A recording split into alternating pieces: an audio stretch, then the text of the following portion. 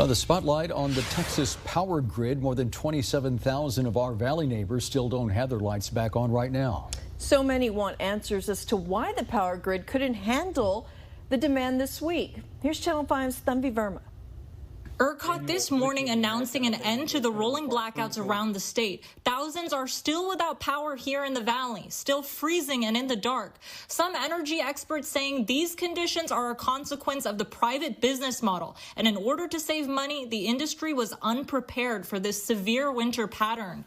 Energy follows a business model, and there's only enough capacity for what we consume.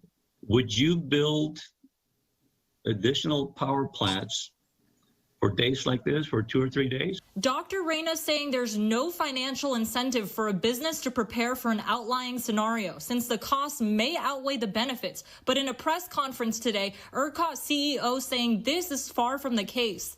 If we hadn't taken action, it was seconds and minutes, given the amount of generation that was coming off the system at the same time that the demand was still going up significantly. Magnus saying if they hadn't shut off power, we could have seen blackouts for months. Other energy experts saying the worldwide pandemic of COVID-19 slowed down the manufacturing and sales of many important parts to the electric grid from the other areas around the world. So COVID now in general has definitely impacted the supply chain on the energy side.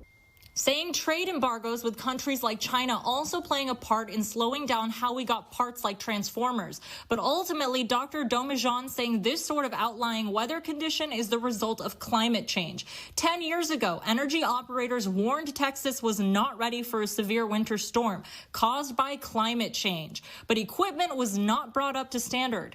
We are kind of vulnerable to that. We actually are, because we're close to the water. The heat is contained. That's compounded by climate change issues. For now, if you don't have heat or electricity, please go to our website at krgv.com to find out where you can find a shelter near you. In McAllen, Tanvi Verma, Channel 5 News at 6.